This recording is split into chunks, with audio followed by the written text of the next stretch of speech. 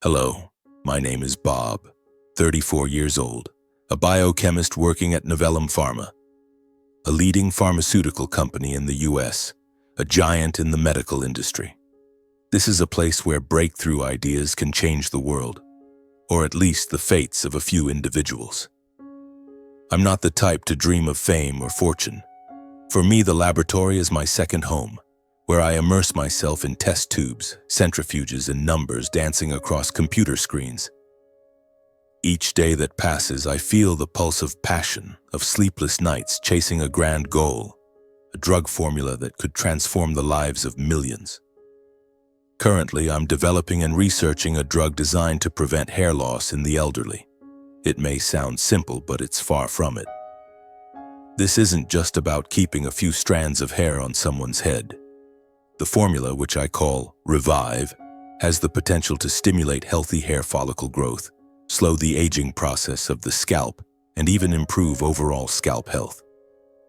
It's the result of over 18 months of relentless work, days when I forgot to eat lunch, nights spent in the lab until dawn just to recheck a chemical reaction for the 100th time. I've poured sweat, tears, and my entire heart into every formula, every sample. Revive isn't just a project, it's my dream, a testament to what I'm capable of achieving. My lab is located on the 5th floor of Novellum's building, a small but well-equipped room. White walls, the faint smell of chemicals, and the familiar hum of the centrifuge like a background soundtrack. I love the quiet here, where I can focus completely, but it's not always peaceful. Despite its glamorous exterior, this company is rife with internal drama.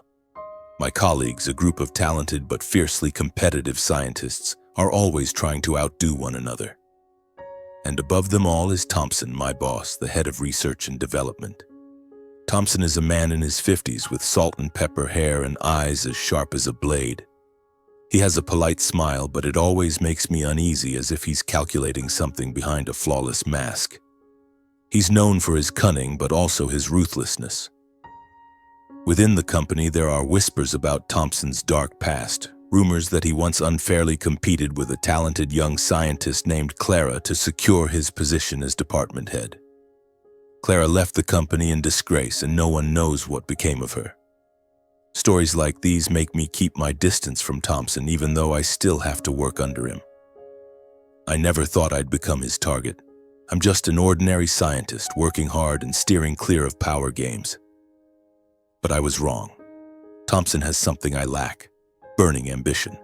He craves fame, money, and status. To him, Revive isn't just a project. It's his ticket to solidifying his position in the company, and perhaps even in the entire pharmaceutical industry. I began to notice this through the way he started paying attention to my project. Unexpected visits to the lab, subtle questions about progress, and that glint in his eyes when I presented results. I thought he was just doing his job as a boss, but looking back, I realized those were the signs of a storm brewing. Everything I do, from formulas to samples, is meticulously documented. My personal laptop holds all my notes, source codes, and detailed analyses. The company computer stores official reports, while the samples are locked away in a cabinet in the lab. I'm not a paranoid person, but I'm cautious. In this industry, ideas are the most valuable asset, and I don't want any risks to jeopardize Revive. I've poured my heart and soul into it, and I know that if it succeeds, it will change not only my life, but the lives of millions.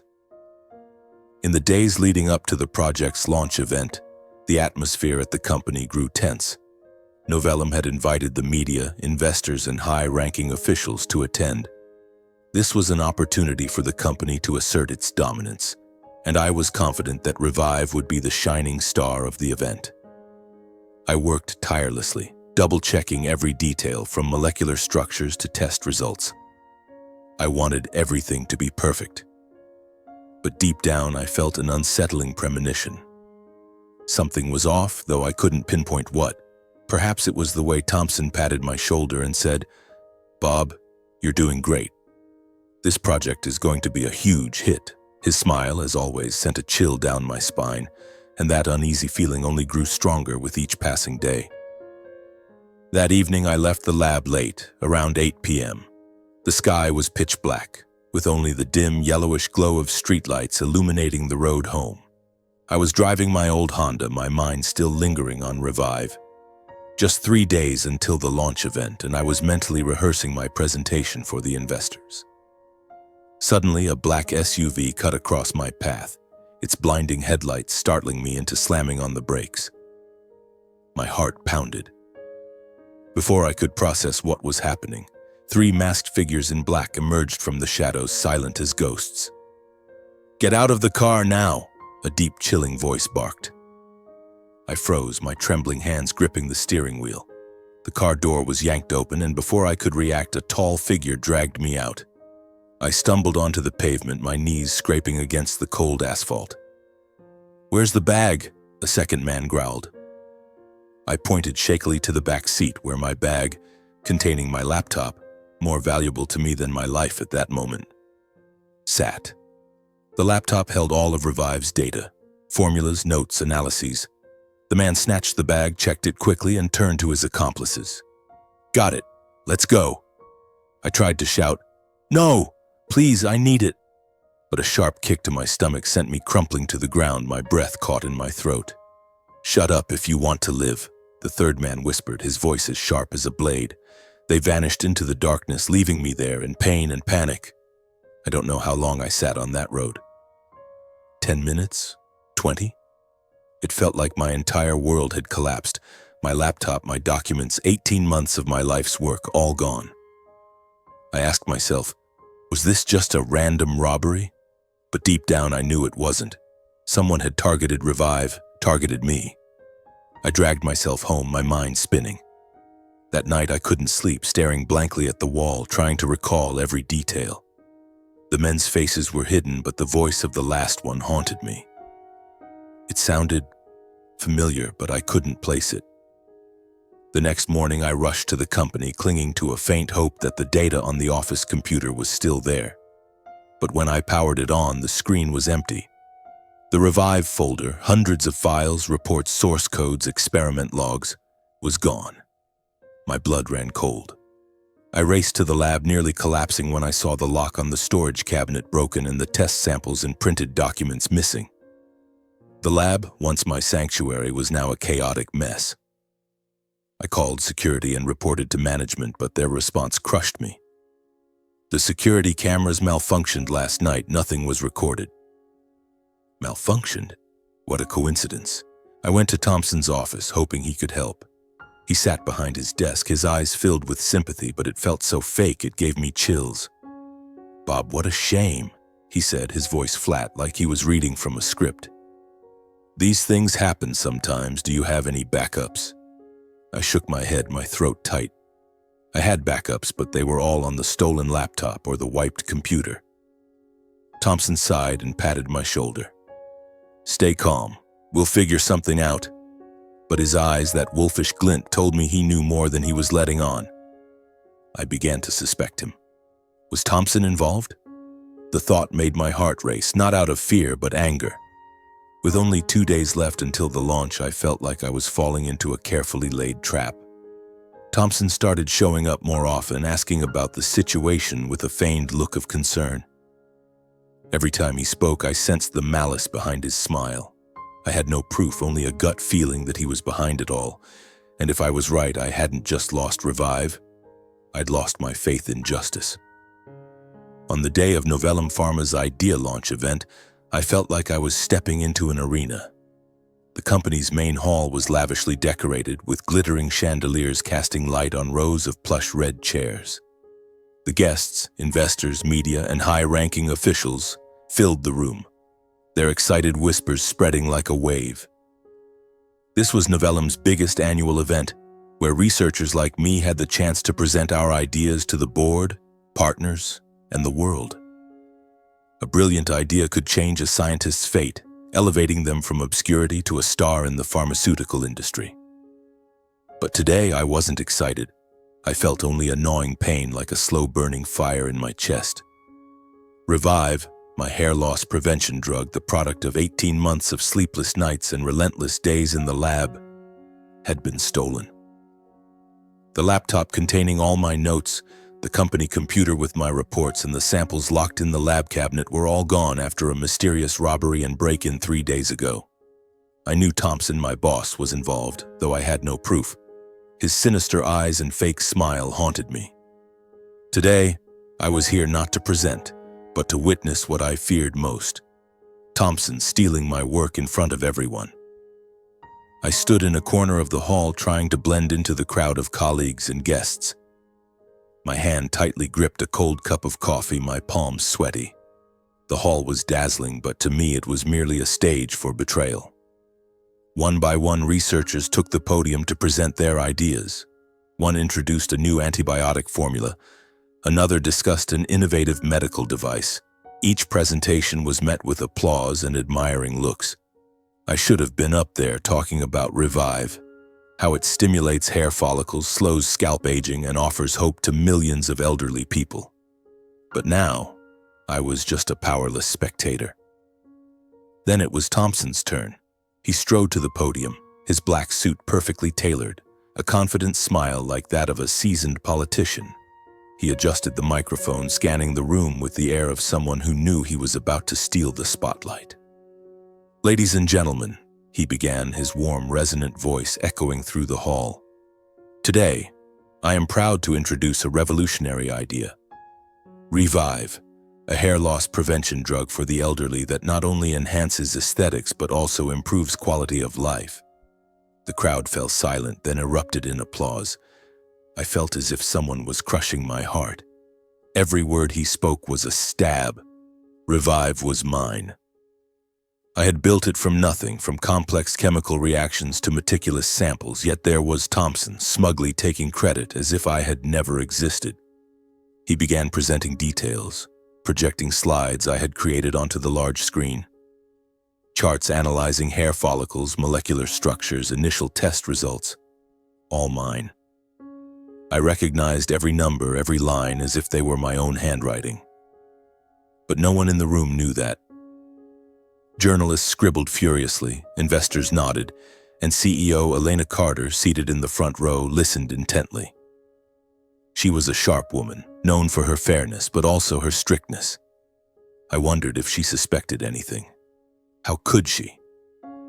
Thompson had orchestrated everything too perfectly, from the robbery to the data erasure. I wanted to scream, to rush the stage, grab the microphone, and tell the truth. But I had nothing. No laptop, no documents, no samples. Only my memories and the rage boiling inside me. Thompson spoke of months of tireless work and relentless creativity as if he were the one slaving away in the lab. My stomach churned, my breathing heavy. A colleague beside me, Sarah, whispered, "I didn't expect Thompson to come up with something this brilliant." I wanted to yell that it wasn't his idea, but I clenched my jaw, struggling to stay calm. During the Q&A, a journalist from the National Medical Journal stood up. "Mr. Thompson, how are Revive's clinical trials progressing? Are there any risks?" I held my breath. I knew Revive wasn't perfect. In early tests, I had noted risks of scalp inflammation and allergies in some subjects. I had planned to address these issues and propose improvements. But Thompson smiled, his voice smooth as silk. "We've conducted thorough testing. The results are very promising and we're ready for the next phase." I caught a fleeting moment of hesitation in his eyes, though he hid it well. He didn't know about the side effects because he hadn't created Revive. This was my chance. I knew the formula, its weaknesses, and how to fix them. But how could I prove it? I had no evidence, only the knowledge in my head. I glanced at Miss Carter, noticing her jotting something down. Did she sense something off? I needed to act, but the weight of helplessness pressed on my chest like a boulder. The event ended and the guests dispersed. Thompson walked past me, flashing a triumphant smile. "Not a bad presentation, right, Bob?"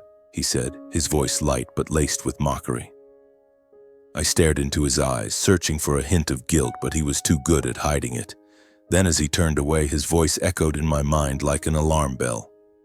"Not a bad presentation, right, Bob?" A chill ran down my spine. That voice, deep, cold, sharp as a blade, was the same as the one from the robbery a few days ago. The one that whispered, "Shut up if you want to live."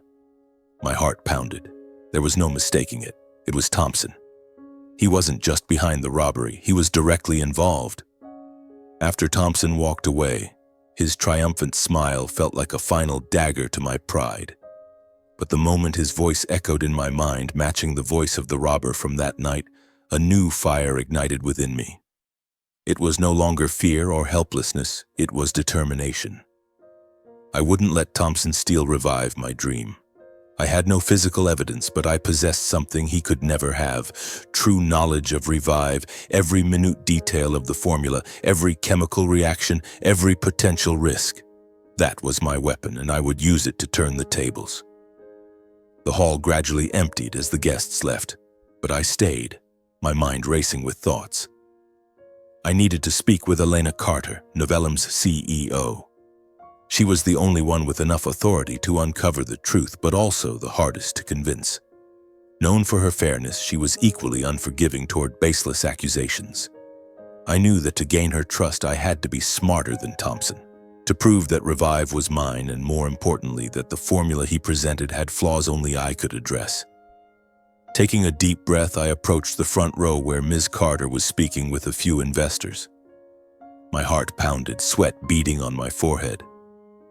"Ms. Carter," I said, my voice trembling but steady. "May I speak with you for a moment? About Revive?" She turned, her sharp eyes piercing through me. "Bob, right?" she asked, her tone even but not cold. "What do you want to say?" I swallowed hard, knowing this was my only chance. "I believe there's something you need to know about the formula Mr. Thompson presented. It's not perfect, and I can prove it." Ms. Carter raised an eyebrow and gestured for me to follow her into a small meeting room beside the hall. Once we were alone, I began striving to keep my voice clear despite my racing heart. "Revive is my idea, Ms. Carter. I worked on it for 18 months from the initial formula to the trials. But 3 days ago, my laptop, documents, and samples were stolen. The company computer was wiped clean. I have no physical proof, but I know that formula inside out. And I know it has issues Mr. Thompson didn't mention." Ms. Carter crossed her arms, her gaze fixed on me. "You're accusing Thompson of stealing your idea? That's a serious claim, Bob. What evidence do you have?" I took a deep breath, knowing this was the moment to bet everything. "Revive carries a risk of scalp inflammation and allergic reactions in some sensitive individuals," I said firmly. "In initial trials, I recorded a 7% incidence of side effects, particularly in those with sensitive scalps.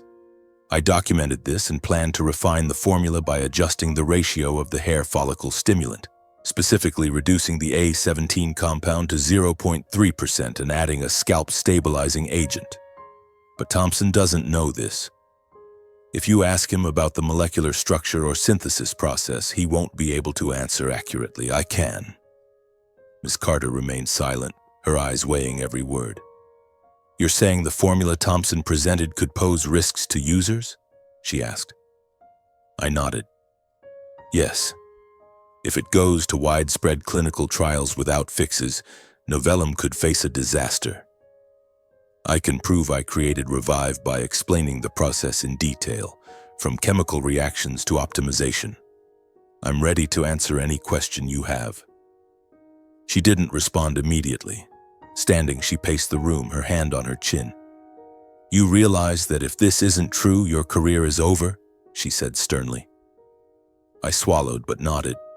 "I know, Ms. Carter, but I can't let my work be stolen, and I don't want Novellum to take risks with an incomplete formula."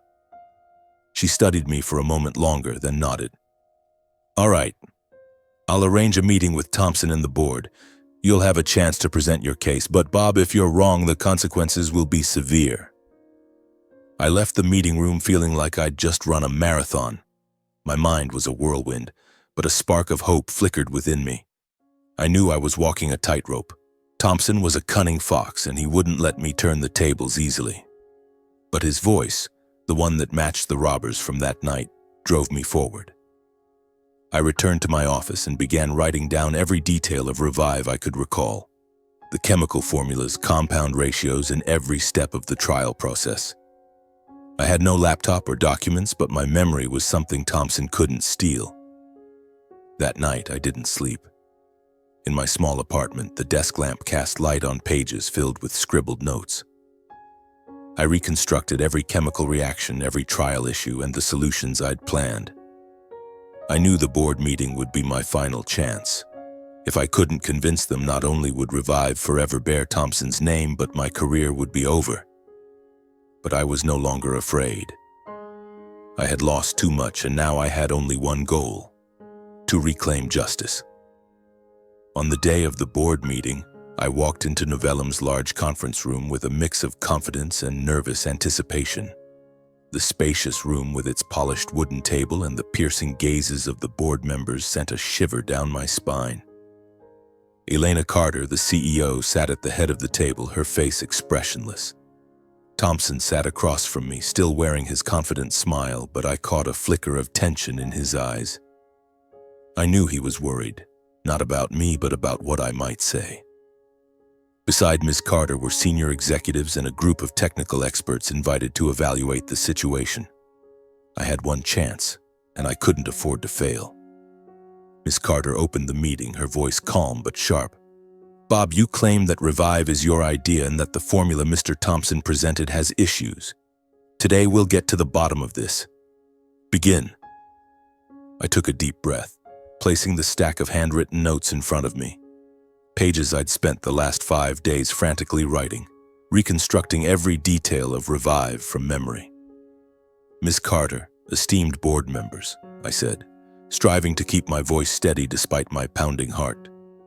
"Revive is a project I developed over 18 months. I can prove this through my detailed knowledge of the formula, the synthesis process, and the issues Mr. Thompson failed to mention at the launch." Thompson let out a dry, mocking laugh, interrupting me. "Bob, you're desperate," he said. "I understand you're upset about losing your data, but accusing me is outrageous. Revive is my project, and I have the documentation to prove it." He slid a thick folder toward Ms. Carter, exuding confidence as if he held all the cards. I glanced at the folder, knowing it contained my stolen work, altered to bear his name. But I didn't waver. "Mr. Thompson," I said, locking eyes with him, "if Revive is yours, can you explain why the current formula risks causing scalp inflammation in 7% of test subjects?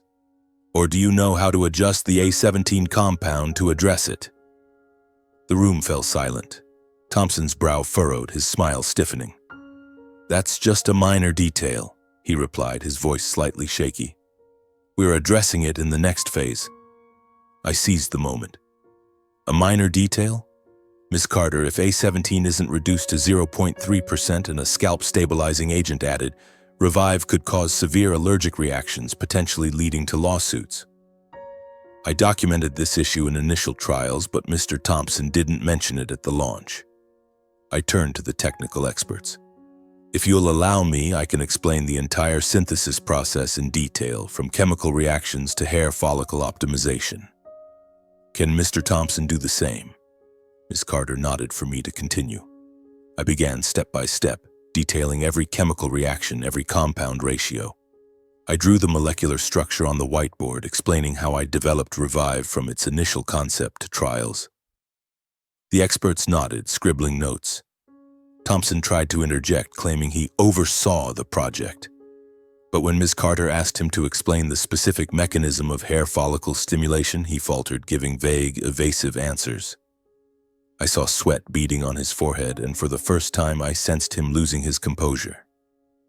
Then, as I'd anticipated, bad news arrived. An assistant entered, whispering to Ms. Carter. She stood, her expression grave. "We've just received a report from the clinical trial team. Revive, with its current formula, has caused scalp inflammation in 10% of subjects in expanded trials. This is a serious issue." The room buzzed with murmurs. Thompson's face paled and he stammered, "It's just a minor error. We'll fix it." But Ms. Carter cut him off. "Mr. Thompson, if you're behind Revive, why didn't you foresee this? Bob warned us and he has a solution. I want to hear it." I stepped forward, outlining my solution. reducing A17, adding a stabilizing agent, and adjusting the trial process to ensure safety.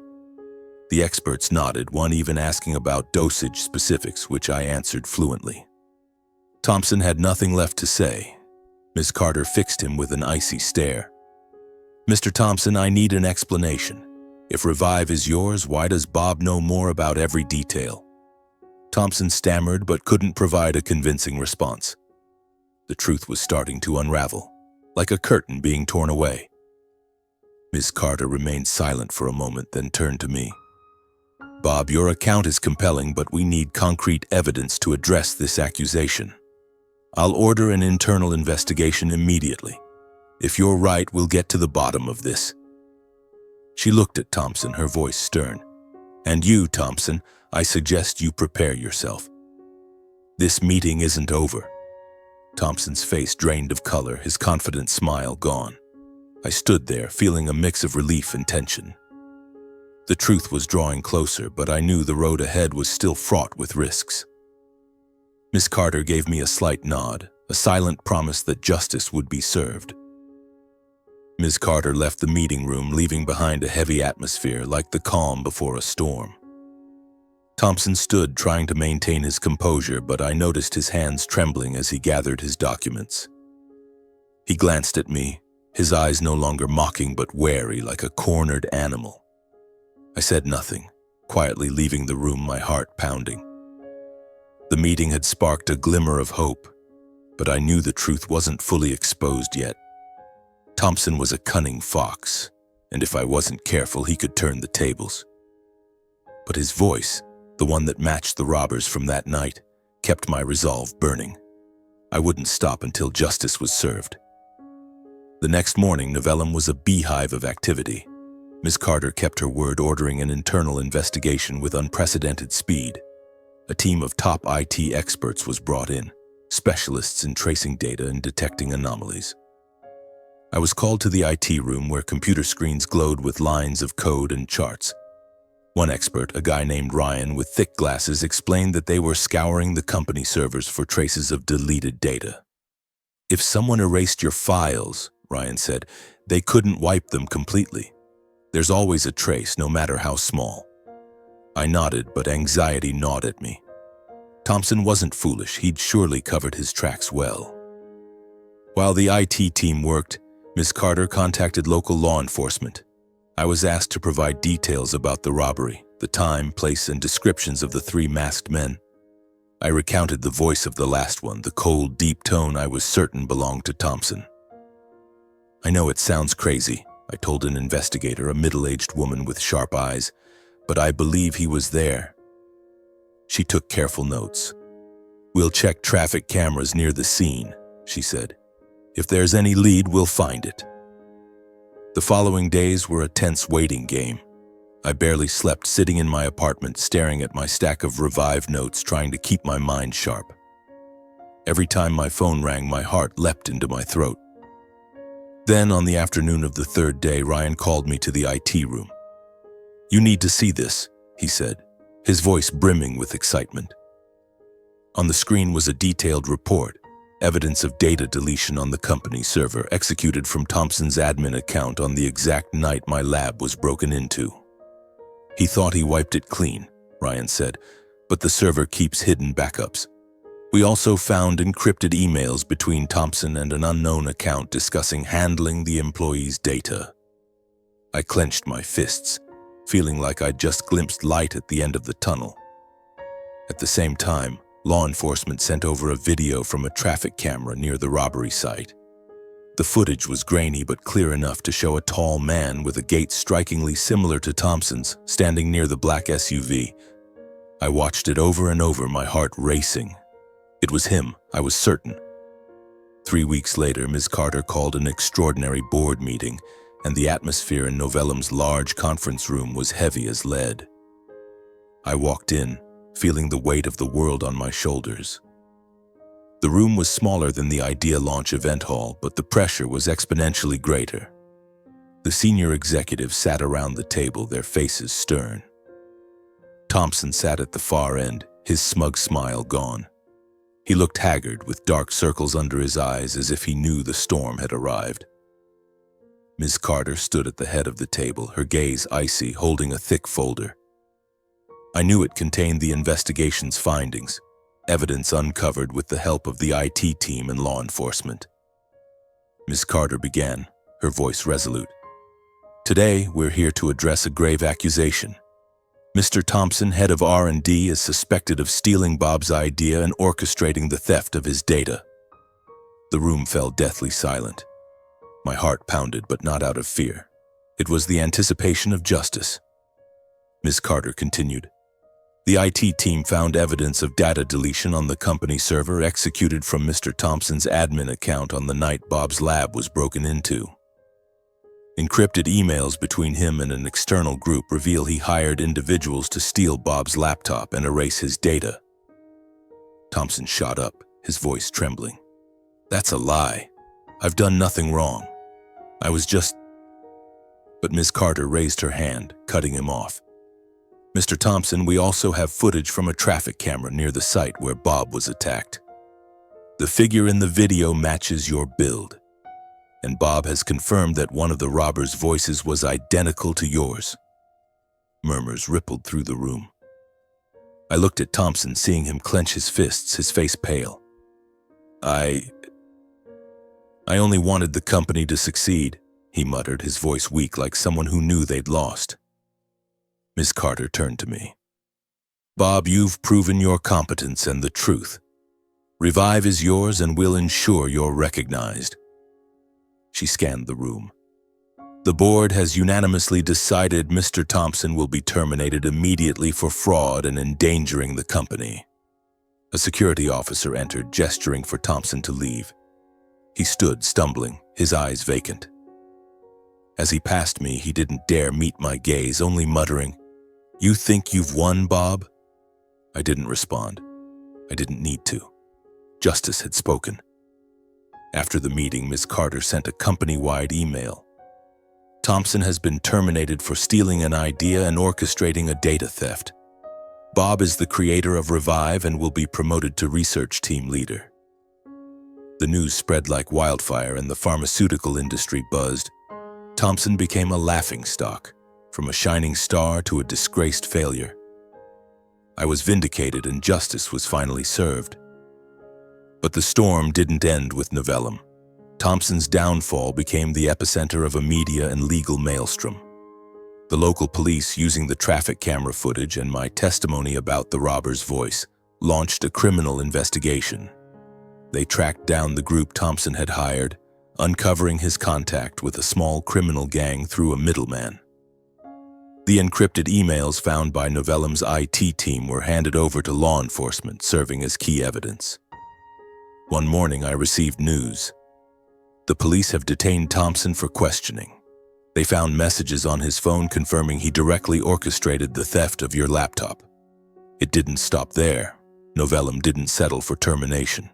The company filed a lawsuit against Thompson seeking damages for fraud, reputational harm, and risks to the Revive project. The lawsuit quickly led to his savings being frozen.